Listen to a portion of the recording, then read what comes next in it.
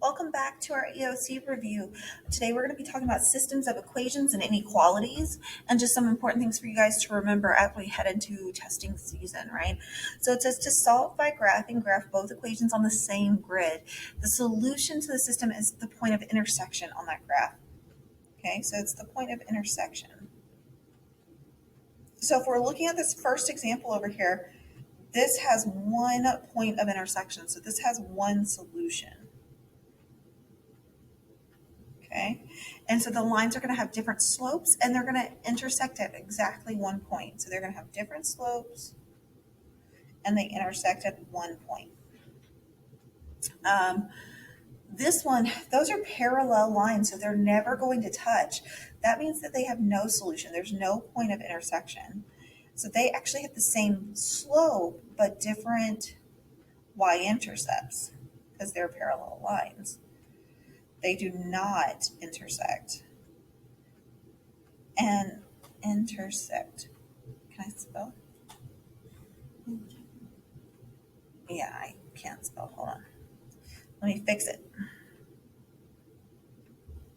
Maybe. Okay, so same slope, different y-intercept.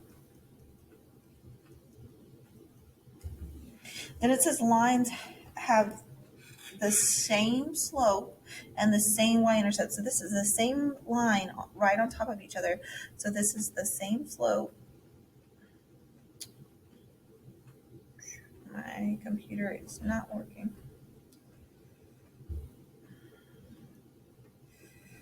Same slope and same y-intercept. And that means that it has infinitely many solutions. You might have also heard it as all real solutions. Okay, so infinitely many solutions. So then we're going to look at solving it. What did I do?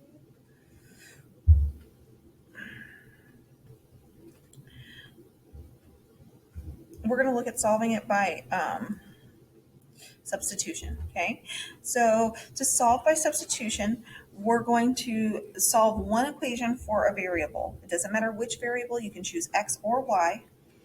Okay, so if we look at the example they gave us, x plus y equals 12, y equals 3x. This example already has one equation solved for y. So I would use substitution for this one. I wouldn't necessarily use substitution unless one of them was already solved for a variable, because to me, it's not the easiest one to use, okay? Step 2 says substitute the value into the other equation. So anywhere, since we know that y equals 3x, anywhere where there's a y, we're going to put 3x in that other equation. So we're going to say x plus 3x equals 12. And now we're going to solve that equation. So it says solve the new equation. So x plus 3x gives me 4x equals 12. Then I just have to divide by 4 on each side, and I get x equals 3.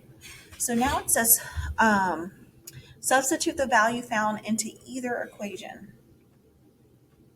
And I think it's easiest to substitute it into that equation that's already solved for the variable, because we're looking for y. We know that x is 3, right? So our solution is going to be 3 something because my x value is 3. So I'm looking for y. So I'm going to substitute it into the y, the one that's solved for y. Y equals 3 times, and instead of x, I'm going to put 3. So y is 3 times 3, which is 9. So my solution is then 3, 9, and we're going to write our solution as an ordered pair every time. Now to solve by elimination, you're going to line up like terms in the equations. Okay, and we can look over here. We've got 2x plus y equals 13 and x plus y equals 9. So our x terms are together, our y terms are together, and their constants are together. So we don't have to do any lining up. It says multiply terms to create opposite coefficients if needed. So what that means is we want one of the terms to cancel out. And since y is by itself in each one of these equations, I'm just going to multiply this bottom equation by -1. So my top equation would be 2x plus y equals 13, but on the bottom, I would say negative 1 times x is negative x, negative 1 times y is negative y, negative 1 times 9 is negative 9. And I have to do that with all the terms in that equation. So it says add the equations to eliminate a variable. Okay, so what I do when I do that, I have y minus y. That's going to give me 0. 2x minus x just gives me 1x or x. And then 13 minus 9 gives me 4. So I know that x equals 4. So again, in my solution, I can say 4, but I still have to find my y value. So I got to substitute that back into one of the original equations. And since that second equation, x plus y equals 9, didn't have any coefficients, that's what I'm going to use. So I'm going to say, instead of x, I'm going to say 4 plus something is going to give me 9. Well, I know that 4 plus 5 gives me 9, so y is 5. Write your solution as an ordered pair. Once again, you do that even when you're graphing, okay? Always going to write it as an ordered pair. Then it says writing systems. So this is when they give you a word problem and you have to write it. It says define your variables and write equations to represent the constraints, okay?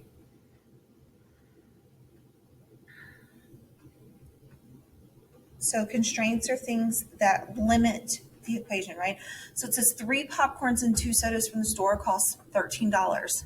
6 popcorns and 3 sodas cost $24. So the two things I'm talking about are popcorns and sodas, okay? So I'm going to say x is popcorn. So I'm defining my variables. Y is sodas.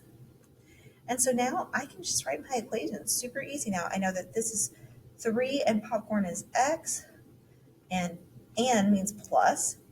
2 sodas is y. From the store cost, so that's my equals 13. So I just say 3x plus 2y equals 13. Now I'm going to do the same thing with the other one. 6 popcorns is x, and so that's plus. 3 sodas, that's y, cost $24, so that's equals 24. So 6x plus 3y equals 24. Now I have a system, and a lot of the times the question just says, what's the system? It doesn't actually ask you to solve it when they give you word problems, a lot of the times. So I hope this helps.